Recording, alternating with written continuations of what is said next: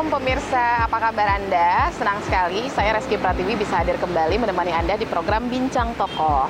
Kali ini saya akan mengajak Anda ngobrol dengan salah seorang dokter di Kota Medan, namanya Dr. Rida Darmajaya SPBS. Dia ini seorang dokter spesialis bedah saraf. Kita akan ngobrol-ngobrol tentang profesinya dan juga keahliannya di bedah saraf ya. Ikuti saya pemirsa.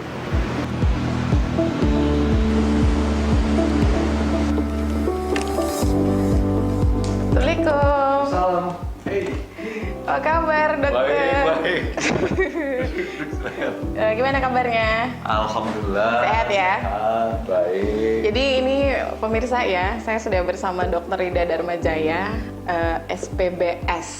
Sebenarnya depannya tuh dokter. Ya. Dokter Rida Darmajaya SPBS. Jadi Dokter Rido ini spesialis bedah saraf, ya kan? Udah berapa lama dok? Jadi bedah saraf itu saya tahun 2007. 2007. Pertengahan saya jadi dokter bedah saraf. Balik ke Medan itu tahun 2008. Saraf ini kan agak susah ini ya dok ya? Wah, Agak susah ya? nggak seperti yang dibayangkan. Makanya kenapa milih ambil saraf gitu? Kan banyak nih yang mungkin jantung, terus juga mungkin yang Iya betul. dalam lah ya gitu. Sebenarnya semua bidang itu ada kesulitan-kesulitannya. Jadi seperti yang tadi Kiki bilang, dokter-dokter spesialisasi jantung itu ada tingkat kesulitannya sendiri. Juga yang lain, bidang-bidang bedah yang lain juga ada tingkat kesulitannya sendiri. Cuma memang masalahnya di peminatan kita. Jadi waktu itu saya punya minat karena saraf itu jujur, Iya, yang pasti. iya, betul. Kenapa? Karena kalau pemeriksaan kita menunjukkan ini, maka pasien itu nggak bisa bilang bahwa dia nggak punya keluhan ini. Pasti arahnya ada, cuma mungkin dia belum terlalu merasakan. Jadi dia jelas sebenarnya saraf itu. Yeah. Cuma untuk tahu penyakitnya yang berhubungan dengan saraf yang mana, kita mesti tahu dulu petanya. Di awalnya. Ya, lalu begitu kita tahu, semua itu terpetakan. Penyakit-penyakit saraf itu umumnya bisa dipetakan. Dan banyak penyakit saraf itu berhubungan juga dengan gangguan anatominya. Jadi oleh karenanya, kalau dia berhubungan dengan gangguan anatomi yang terganggu, maka itu tindakan bedah punya peran di situ. Tapi memang dokter Rida ini jeli juga ya pemirsa yang ngambil saraf, karena dengar-dengar di Medan itu sedikit ya dokter saraf ya. Sekarang mulai banyak. Karena sejak tahun 2009 atau 2010 itu mulai ada pendidikan bedah saraf di Medan juga. Udah mulai ada. Jadi sekarang udah mulai banyak. Jadi kebutuhan masyarakat itu sudah sangat terpenuhi. Nah, dan itu memudahkan juga buat kita dokter bedah saraf. Karena dengan begitu kita bisa punya waktu lebih banyak untuk mengambil peminatan kita yang lebih terhadap bagian-bagian yang ada di bedah saraf. Oh, ada bagian lagi ya? Ada bagiannya lagi. Jadi sebenarnya kalau umumnya itu dokter umum, dokter spesialis bedah saraf. Saraf. Nah, ada peminatan lagi. Misalnya kita mengambil peminatan untuk tulang belakang atau spine dan nyeri misalnya seperti itu satu bidang peminatan dari bedah saraf. Gitu. Ada juga bidang-bidang peminatan bedah saraf yang lain, misalnya untuk kasus-kasus bedah saraf anak. Oh, gitu ya, beda lagi ya. Ada orang dewasa gitu ya. Tapi memang kita di Medan ini belum terlalu subspesialistik ke arah sana. Yeah. Tapi dengan semakin banyaknya dokter bedah saraf, maka kita punya waktu untuk mulai mendalami peminatan kita. Nah, kebetulan memang untuk saat ini saya sedikit mendalami tentang tulang belakang atau spine ini. Tulang belakang atau spine. Biasanya masalahnya apa tuh dok kalau tulang belakang? Banyak hal sih sebenarnya.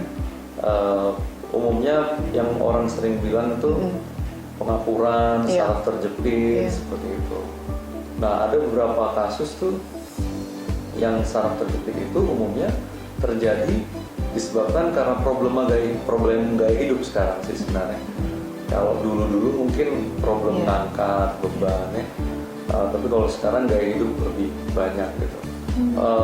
Yang paling sering itu di punggung sama di leher. Oh, di leher paling sering Di leher. ya. Jadi itu dua tempat itu. Nah, saya memang mengerjakan untuk kedua kasus ini, tapi khusus untuk yang di leher, mungkin kita bisa lebih proaktif untuk mengerjakannya, karena banyak sekali orang-orang yang menganggap kalau dia terjadi penjepitan saraf itu, ya apalagi kalau di leher itu seperti jalan ke ada ujung gitu.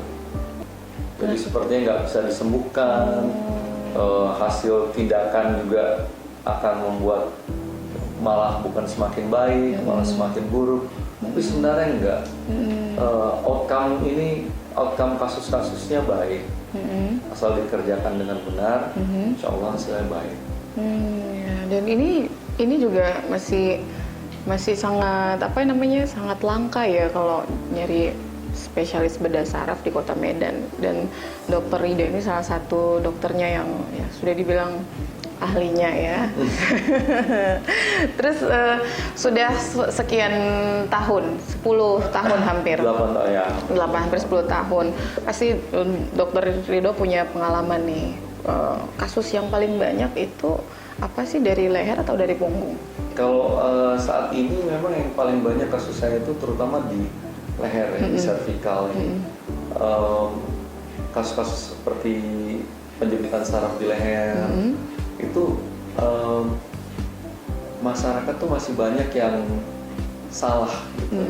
Jadi masih banyak perkiraannya itu, keluhan-keluhan yang sering itu disalahartikan sebagai penyakit lain.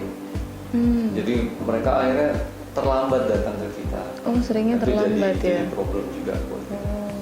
Jadi kebanyakan itu sudah merasakan nyeri. Mungkin biasa masuk angin kali ya, Ya. urut-urut aja kali ya gitu ya. Betul. Jadi karena yang paling sering itu kan merasa tengkuknya atau lehernya itu tegang, Iya, di sini terasa ya. tegang, kemudian sampai sakit kepala. Nah, itu sering diartikan sebagai penyakit-penyakit yang berhubungan dengan hipertensi. Oh, kolesterol yang iya. tinggi. Pusing nih ya, mungkin tadi makan durian gitu. Nah, seperti itu kan. Apalagi nggak bagi-bagi kan. Iya. Jadi makin problem Jadi ya. makin banyak. Jadi, akibatnya orang salah mengartikan. Bisa jadi pada saat itu memang tensinya lagi tinggi. Nah, kemudian kalau memang tensinya tinggi, maka diobatilah hipertensinya. Atau kolesterol juga lagi tinggi, diobatilah kolesterolnya, diet dan sebagainya, ya. Nah, ternyata setelah kolesterolnya rendah atau tensinya juga rendah, nah, pasien masih merasakan keluhan tadi. Itulah dia ya, nanti kita bakal ngobrol lagi lebih lama tentang saraf ini ya pemirsa, jangan kemana-mana, tetap di Bincang Tokoh.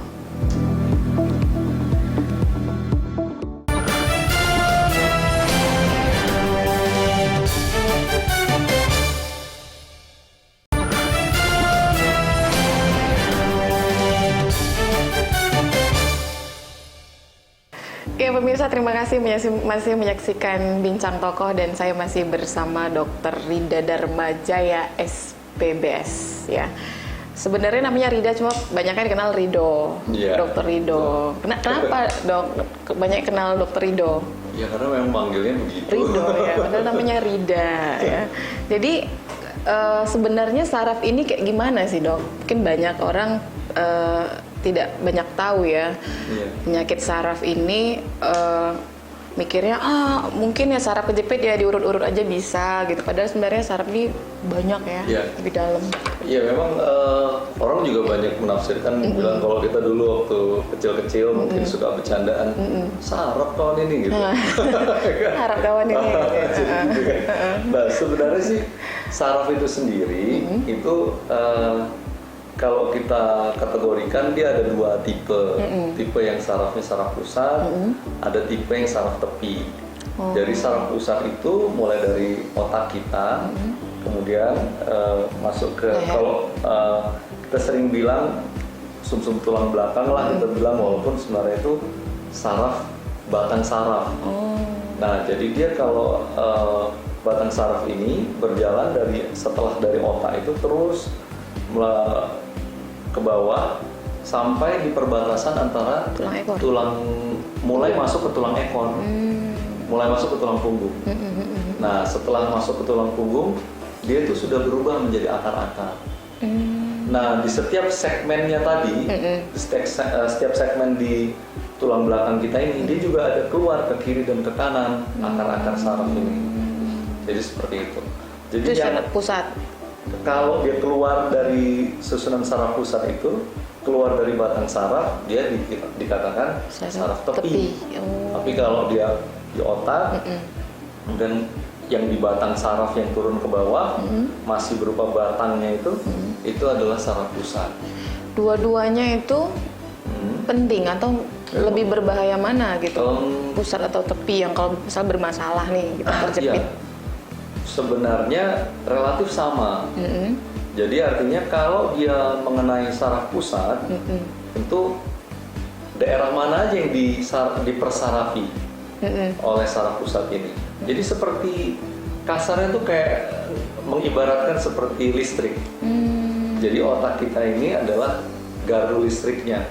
Kemudian dia jalan ke bawah. Jalan ke bawahnya itulah kabel-kabel listrik dari antena ke antena, terus seperti itu. Kemudian dari antena ke antena ini disalurkan ke rumah-rumah. Nah, yang salurkan ke rumah-rumah itu adalah saraf tepi misalnya.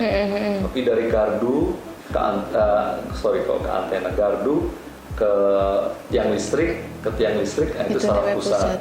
Nah, gitu. Itu membayangkannya seperti itu ya.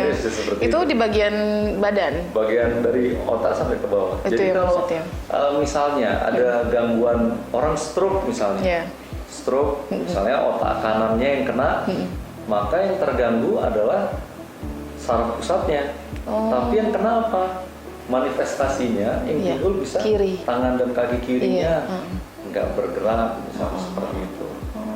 Nah, itu manifestasinya. Nah, ngilang gitu deh. Ngilang. Kemudian itu kalau di kepala, di otak kita. Tapi kalau udah di leher, dia tidak lagi satu sisi, tapi kedua sisinya bisa kena.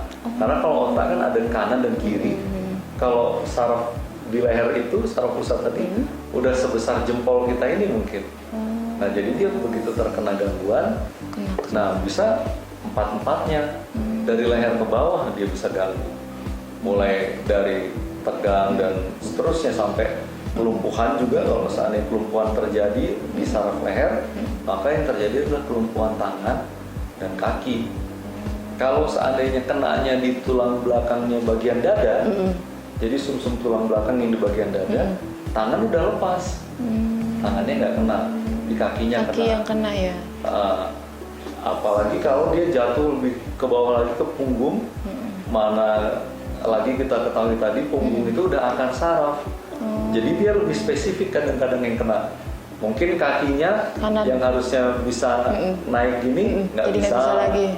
Atau kakinya turun begini nggak bisa. Ada gerakan-gerakan tertentu. Itu kadang ada jarinya yang bisa gini dok, tiba-tiba jadi dua. Ya. Itu kalau orang umum kan taunya, iya mama aku nih rematik kakinya, jadi kena. Padahal itu juga ada hubungan dengan saraf ya? Ada. Jadi itu semua bisa ditelusuri. Jadi ada tanda-tanda yang bisa kita lihat, seperti kasus-kasus yang kita tangani, kita urut dulu. Dia ini arahnya kemana? Kemana sarafnya? Saraf tepinya kah? Atau saraf pusatnya? Kemudian saraf pusatnya di mana? Jadi semua bisa kita lihat dari manifestasi apa yang kita temukan pada pasien tadi. Nah, ini yang sering tadi kalau kita ingat tadi sebelumnya yang kita bicarakan bahwa pasien ini sering terlambat datang ke kita karena dia udah muter-muter dulu. Karena keluhan awalnya itu tegang di leher tadi, ya, sakit kepala. Saya pernah punya pasien yang udah bawa foto CT scan itu udah 7 kali dia CT scan. Lehernya? Enggak, kepalanya. Oh, karena dia mikir Kepala. pusing-pusing gitu ya. Pusing. Dan dia udah berkali-kali, karena dia udah rasakan itu sejak 2-3 tahun Terakhir. sebelumnya. Jadi ada CT scan, ada MRI, ada berbagai pemeriksaan radiologis. Kemudian dia juga udah periksa darah, kolesterolnya ternyata tidak tinggi, kemudian tensinya juga nggak tinggi. Nah kacaunya kalau udah seperti itu, kadang-kadang beberapa teman menafsirkan, wah ibu stres nih, tenang aja bu, nggak ada masalah kok, ibu coba relax dulu. Nah ternyata dia nggak bisa relax karena tetap sakit kan. Nah itu yang jadi problem, akhirnya kita sering dapati pasien jadi akhirnya percaya kepada hal-hal yang tidak medis lagi gitu. Sering juga pasien tuh lari-lari kemana-mana percaya kepada sesuatu yang tidak medis lagi. Dokter katanya nggak ketemu sakitnya, seperti itu. Akhirnya nanti datang ke kita jadi terlambat. Karena mungkin udah berobat ke tempat lain lah ya dulu ya, entah tradisional, entah pakai apa gitu ya. Padahal harusnya ditangani lebih cepat gitu ya. Jadi kalau pusat dan tepi tadi gitu ya, itu kan dua-dua penting. Betul. Berarti ya. Paling banyak itu masalah di orang-orang kita ini apa biasanya dok? Saraf tepi atau pusat? Ya, ada yang di saraf tepi, ada yang di saraf pusat. Jadi hampir berimbang sebenarnya banyaknya.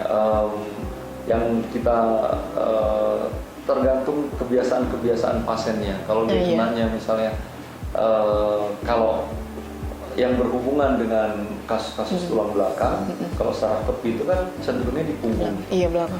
Di punggungnya, orang suka bilang nyeri punggung bawah. Nah, itu saraf tepi yang sering yang kena memang, karena di situ udah nggak ada lagi saraf pusat di situ kan, jadi udah akar-akar saraf. Nah, kalau dia di akar-akar saraf, maka dia relatif lebih longgar dia kalau di saraf punggung itu. Penanganannya pun lebih bisa lebih bervariatif karena space-nya lebih longgar. Kalau kita lihat dibandingkan dengan kondisi yang penjepitan di leher, dia lebih sempit. Kalau di punggung dia longgar karena dia akar-akar saraf, jadi paling dia akar-akar saraf itu seujung bolpen saya ini. Tapi kalau belakang saraf itu bisa sebesar ini. Jadi dia lebih sempit rongganya itu, rongga yang tersisa. Sehingga akibatnya kalau penekanan terjadi sedikit saja di saraf pusat di bagian leher, dia sulit untuk dibuat alternatif terhadap penyembuhannya. Tapi kalau di punggung banyak pilihannya. Lebih banyak ya. Nah pemirsa, nanti kita bakal ngobrol lagi dengan Dr. Ridho. Sebenarnya penyebabnya apa ya? Terus bagaimana ya penyembuhannya? Dan nanti kita bakal lihat seperti apa penanganan dari Dr. Ridho. Jangan kemana-mana, tetap di Bincang Tokoh.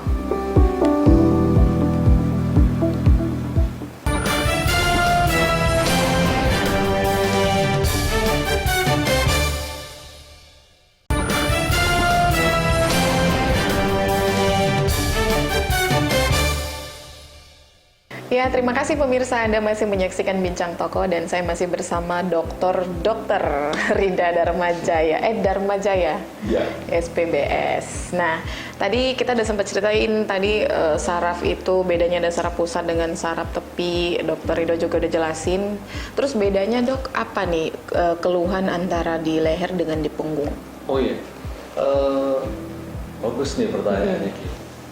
Jadi kalau di punggung itu keluhannya dia nyeri punggung, kemudian dari duduk mau berdiri dia merasa nyeri, atau kedua tungkainya, atau salah satunya bisa. Jadi dia seperti kadang-kadang ada nyeri menjalar, jadi kayak kesetrum, nyerinya dari kayak listrik gitu ya. Jadi maaf dari bokongnya ini terus ke paha sampai ke kaki, itu bisa kayak kesetrum gitu. Itu namanya nyeri radikuler. Nah, itu nyeri menjalar. Nah, itu bisa terjadi keluhan-keluhan itu. Nah, kalau dibiarkan tertentu dia akhirnya bisa sampai kelemahan dua tungkainya, dua kakinya bisa sampai lemah. Kalau dibiarkan terus bisa sampai buang air kecil, buang air besarnya juga sulit. Nggak teratur bisa jadi ya? Bisa jadi sampai beser. Seperti itu. Terus kalau yang di leher itu kalau leher. leher itu dia awalnya keluhannya dari tegang di pundaknya, tegang di lehernya, tengkuknya, kemudian sakit kepala, kemudian dari situ dia bisa turun ke bahu, ke pundaknya, berat di pundaknya, kemudian juga bisa menjalar ke tangannya suka kebas atau apa, juga menjalar gitu, nggak nyaman lah gitu. Kemudian bisa sampai kepada gangguan gerakan, jadi kalau mau mengangkat tangan itu terasa berat, atau ada gerakan tertentu yang dia nggak bisa lakukan. Apakah misalnya dia nggak bisa mengangkat sampai ke belakang, ke leher gitu ya? Mau kalau mau membersihkan, mau cebok gitu misalnya, maaf katanya seperti itu ya, itu udah jadi sangat perih gitu, sakit gitu dia untuk menggapai ke seperti itu.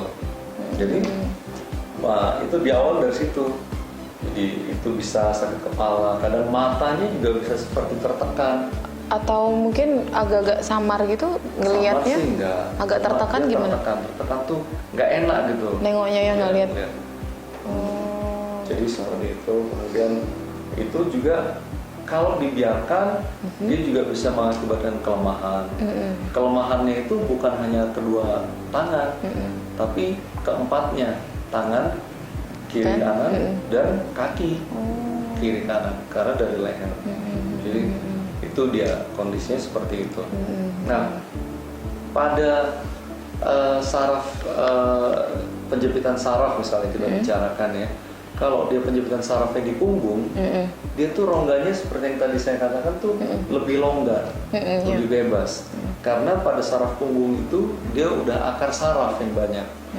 Jadi kalau akar saraf ini space corong saraf itu lebih longgar karena dia akar-akar saraf yang tadi saya tunjukkan bahwa dia seujung ball pen aja. Nah, kita bisa lakukan banyak hal, apakah fisioterapi, bisa berenang misalnya, itu sangat membantu untuk menghindari nyerinya. Yang sulit tadi yang di satu pusat gitu yang sulitnya. Kalau di leher itu yang jadi problem. Ya, jadi kalau kita contohkan misalnya seperti ini. Ini adalah saraf punggung. Kalau kita lihat ini akar-akar saraf semua yang di sini. Jadi putihnya ini adalah cairan saraf. Putihnya itu masih lebar. Jadi seperti ini dia penekanan tapi masih ada space. Nah, di sini dia memang terjepit di yang paling bawah. Ini level lumbar 5 dan sacrum 1, L5, S1. Nah, di sini dia terjepit sekali. Tapi sebenarnya kalau yang di sini walaupun dia keluar, tapi dia masih bebas. Seperti itu. Ya. Ini leher tadi. Ini yang punggung. Punggung. Kalau kita lihat yang leher, kalau leher bisa kita lihat yang di sini nih. Nah, ini batang sarafnya.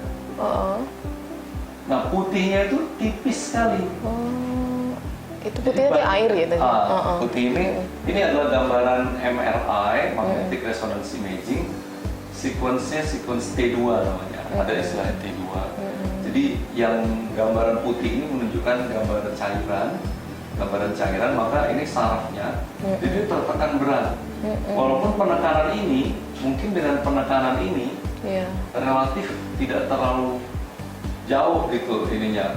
Kalau kita ukur betul berapa mili, berapa senti penekanannya itu tidak terlalu besar. Tapi perbedaannya tidak terlalu besar. Tapi ini langsung dia menekan saraf, langsung membuat masalah. Kalau dia kita anjurkan berenang atau fisioterapi dan sebagainya, kalau seperti ini udah tidak bermanfaat lagi.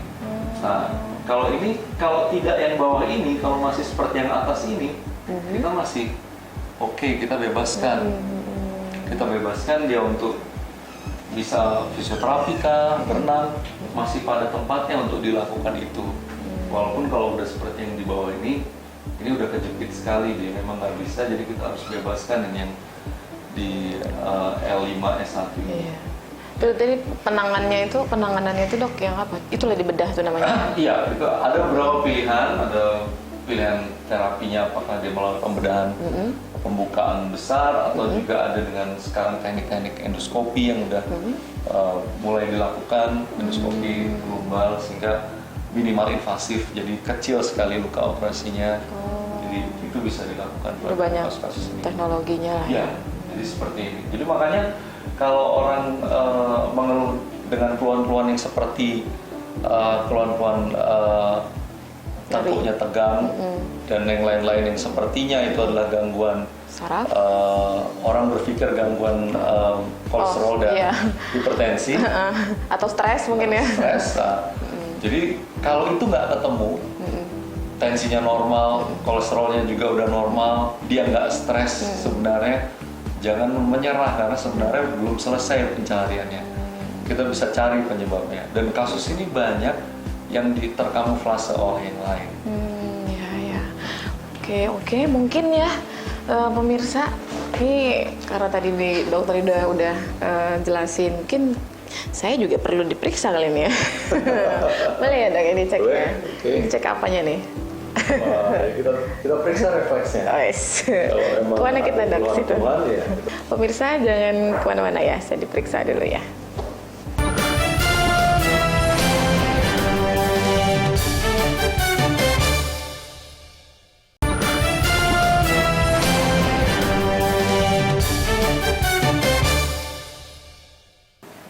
Ya pemirsa, terima kasih masih menyaksikan Bincang Tokoh. Ya, ini sekarang saya mau dicek dulu sama Dokter Ridho. Gimana saraf saya gitu ya. Biasanya dok kalau pasien datang, tahapan pertama pemeriksaannya seperti apa? Pertama kita wawancara dengan pasiennya, kita tanyakan keluhannya. Nah dari keluhan-keluhan tadi kita sesuaikan apakah dari keluhan itu ada yang mengarah kepada penyakit-penyakit yang tadi kita bicarakan sebelum ini. Nah setelah itu baru kita melakukan pemeriksaan yang mengarah kepada penyakitnya tadi, sehingga kita bisa bedakan apakah ini ada gangguan di punggung atau gangguan di leher atau di tempat yang lain. Seperti itu. Ini sekarang saya mau diapain dok? Kalau yang jadi yang pertama pemeriksaan yang paling mudah itu kalau kita mau ngecek awalnya adalah pemeriksaan refleks. Oh refleks. Dari tadi bincang-bincang kita misalnya tadi Kiki ada mengeluhkan masalah bahwa tengkuknya, sakit kepalanya segala seperti itu. Nah kita akan cek apakah ini ada hubungannya dengan saraf pusat. Biasanya yang terjadi adalah refleksnya meningkat. Nah cara yang paling gampang, pasien kita bisa minta duduk seperti ini, maju sedikit lagi, ya, kakinya menggantung. Nah kemudian ya setelah ini kita akan lakukan pemeriksaan refleksnya. Nah jadi refleks dari patella namanya. Nah kalau ini kan dia kelihatan bahwa memang ada peningkatan di refleksnya itu. Jadi kalau misalnya refleksnya meningkat, tanda-tandanya? Nah kalau itu refleksnya meningkat, arahnya dia ke saraf pusat. Nah tapi bisa jadi juga kalau dia punya keluhan punggung, bisa jadi ada dua-duanya. Jadi tidak menutup kemungkinan itu. Maka kita lakukan pemeriksaan yang lain. Tiduran. Mana? Sini kepalanya? Ya. Dokter Ayu boleh bantu? Ya.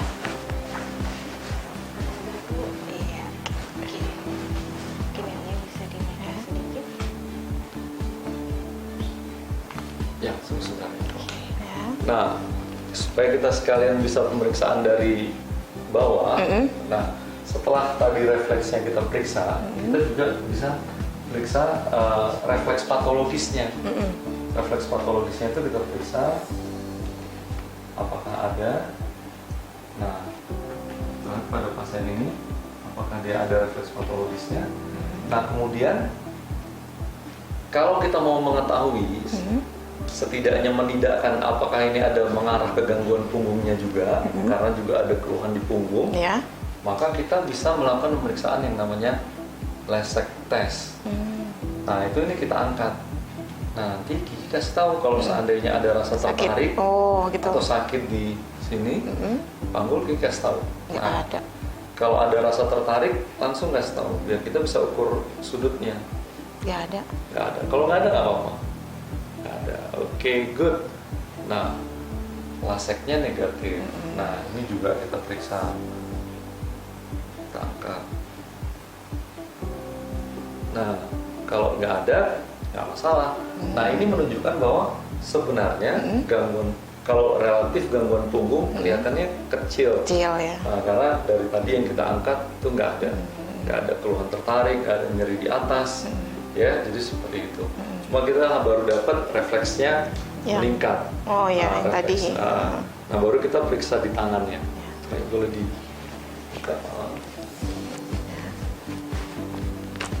Oke, sama yang lagi. sebelahnya lagi. Nah, ini kita bisa melihat apakah memang ada gangguan dari posisi yang lebih tinggi. Jadi tadi kita udah lihat bahwa refleks patelanya itu meningkat. Nah, sekarang kita lihat refleks, maaf ya, lemas saja. Ini agak menekan, kadang-kadang bisa negatif. Lemas saja, relax. Kita mesti usahakan pasien tuh santai gitu. Oh, ini memang refleksnya meningkat, Ki. Nah, oke. Sekalian kita bisa periksa, maaf ya, relax saja. Hoffmann-Tromner namanya. Negatif. Dan di sini setelah lagi. Deg-degan. Oke. Ya, refleksnya memang meningkat.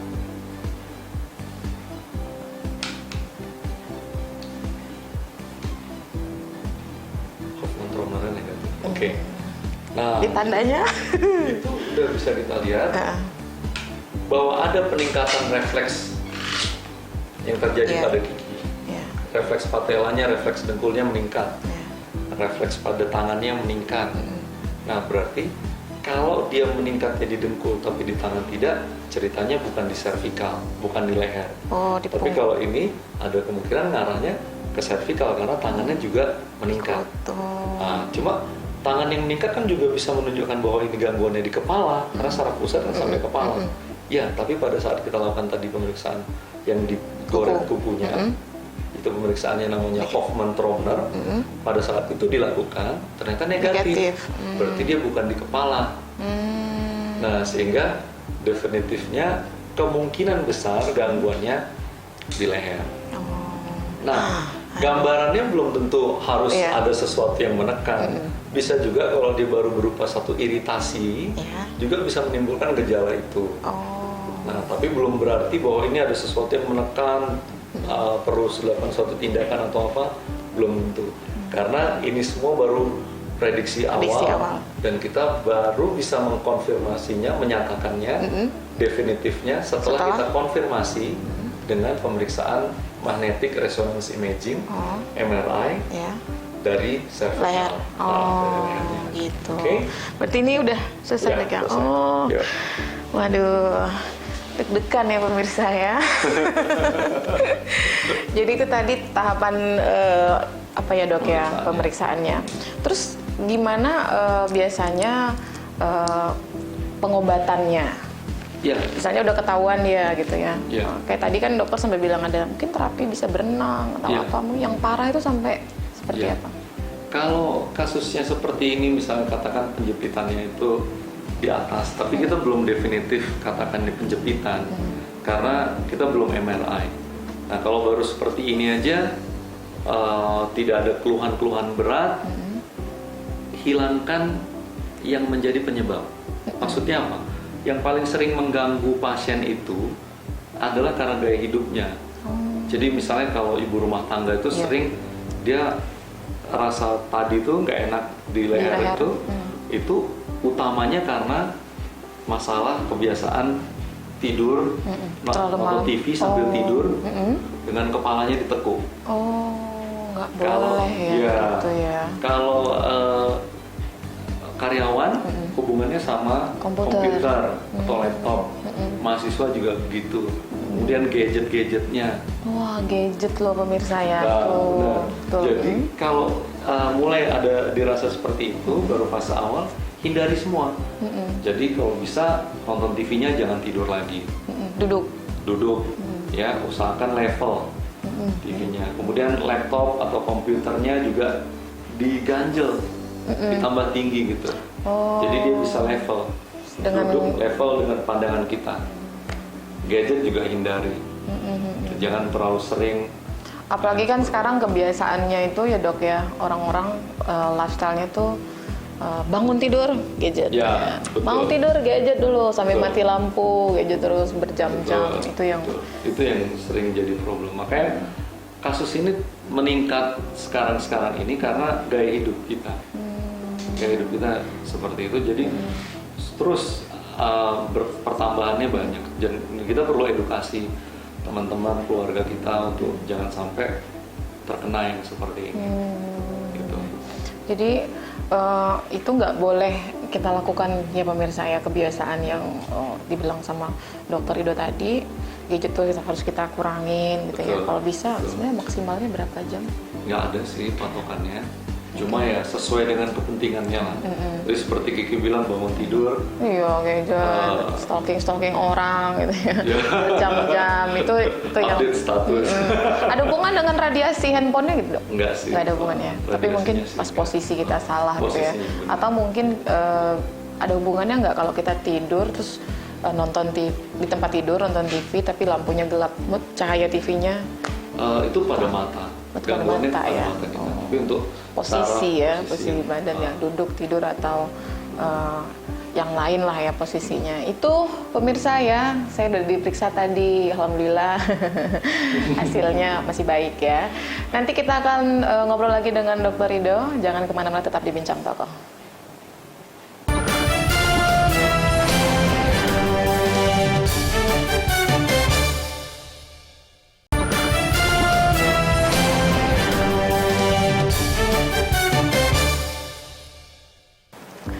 Ya pemirsa, terima kasih masih menyaksikan Bincang Tokoh. Tadi kita udah ngobrol, saya juga udah diperiksa ya, bagaimana penanganannya, terus bagaimana tentang refleks meningkat, terus juga ada tadi apa tadi dok, induk kuku ini? Kontromer. Oh itu saya negatif gitu ya. Tapi ternyata ya pemirsa ya, Anda sebagai orang tua atau mungkin punya kebiasaan yang punya olahraga ekstrim atau Anda harus care dengan anak Anda sekarang, karena tadi Dokter Rido sempat bilang gadget itu berpengaruh terhadap penyempitan saraf, terutama di leher. Nah, ini mungkin ditambahin lagi penjelasan sama dokter nih. Iya, kalau pada anak, memang problemnya itu kasus-kasus anak itu karena sekarang gaya hidup itu begitu luar biasa ya, pemakaian gadget ini mulai dari anak umur playgroup, Iya. itu udah 4 mulai tahun. pegang gadget. Kadang juga orang tua juga banyak untuk anaknya tenang, kasih gadget Iya. aja gitu biar dia diam. Males asik. ya kan, bujuk-bujuk nangisnya males, akhirnya Iya, dikasih betul. gadget. Nah, di kedepannya itu memang itu yang dikhawatirkan. Kalau dia udah cukup sering, misalnya udah main seperti ini, memang dia tidak sampai terjadi penjempitan saraf, tapi muscle spasm yang pertama, otot-ototnya itu menegang. Nah, jadi dan ini berefek pada struktur dari tulangnya. Nah, struktur tulangnya itu yang harusnya dia curve-nya itu melengkung, pada cervical itu dia ada lengkungannya, dia jadi melurus. Memang tidak jadi penjempitan saraf, jadi tidak ada bantalan saraf yang keluar seperti kita lihat pada kasus orang tua, di mana bantalan sarafnya keluar menekan saraf. Iya, iya. Nah, dia nggak keluar Anak-anak karena itu ya. anak itu tulang rawannya itu juga masih baik, jadi dindingnya nggak robek, kemudian keluar tulang rawan itu nggak sampai seperti itu. Cuma otot yang tegang tadi membuat struktur tulangnya jadi nggak bagus. Nah, kalau struktur tulangnya jadi lurus, kalau ini juga tetap dibiarkan pada saat dia dewasa, maka ini akan terjadi penjepitan saraf karena pada saat dia dewasa dia lebih cepat terjadi penuaan pada tulang rawannya, dinding tulang rawannya jadi robek dan isi tulang rawannya itu akan membuat penekanan pada saraf. Wah, ternyata bahaya loh ya, pemirsa ya. Jadi ini juga ternyata berpengaruh terhadap cita-cita anak ya dok ya. Bisa aja tuh betul masa depannya itu jadi kasus-kasus pada anak umumnya kita memang tidak sampai harus memerlukan tindakan-tindakan operatif ya. Tapi kita tentu tidak lagi menganjurkan anak tadi yang perubahan struktur tulangnya udah terjadi, berisiko untuk terjadi penekanan saraf, itu kita tentu nggak anjurkan dia untuk banyak outdoor activity atau aktivitas di luar rumah, apalagi kalau outbound. Juga mungkin kedepannya kita nggak sarankan dia lagi untuk masuk misalnya tentara atau apa gitu yang itu banyak aktivitas luarnya gitu ya. Jadi mungkin lebih dijaga lah gitu. Jadi kalau untuk itu sebenarnya sama pada orang dewasa juga, tentu preventif itu jauh lebih baik daripada kita harus mengobatinya di belakang hari. Betul. Jadi hindari hal-hal yang tadi membuat gangguan, hindari yang membuat terjadi pencetus penyakit ini. Gaya hidup tadi itu ubah jadi gaya hidup yang lebih sehat. Kalau kita punya waktu, jangan habiskan ke gadget, mungkin lebih banyak aktivitas yang sifatnya olahraga.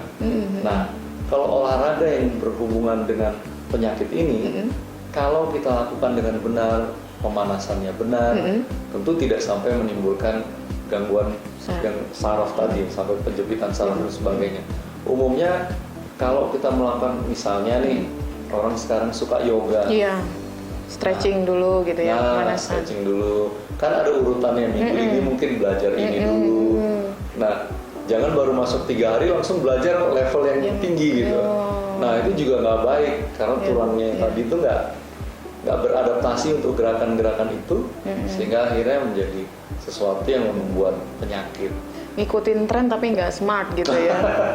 Kadang kan ngeliat wah ikut yoga tapi ternyata tekniknya kita tidak tahu, atau mungkin ya olahraga yang yoga ini emang harus sama apa namanya sih, personal trainernya gitu pemirsa ya. Terus kalau misalnya anak Anda juga dari sekarang itu dijauhi dari gadget gitu ya, lihat masa depan pertumbuhan sarafnya itu tadi jadi tidak baik gitu ya dok ya. Jadi olahraga apa sih sebenarnya yang tidak boleh ekstrim sekali berhubungan dengan saraf? Sebenarnya sih kalau semua dilakukan dengan benar, dengan baik, ya nggak ada masalah. Kecuali ya kita lihat bahwa orang sekarang udah mulai mengerti di setiap sports itu, bahkan kalau kita lihat MotoGP, itu kan pakaiannya sampai pakai pelindung tulang belakang. Helm juga. Itu nggak ada masalah. Jadi kita bisa lihat orang jatuh tapi nggak ada terjadi gangguan macam-macam. Nah, jadi kalau diikuti dengan benar, syarat-syaratnya benar, semua no problem. Dan olahraga ini sebagai pencegahan terhadap segala penyakit itu lebih baik daripada kita harus menghabiskan waktu dengan gadget tadi, sehingga akibatnya malah menimbulkan satu penyakit yang berhubungan dengan kedepannya, aktivitas kedepannya. Ada hubungan dengan makanan nggak dok? Penyakit saraf ini?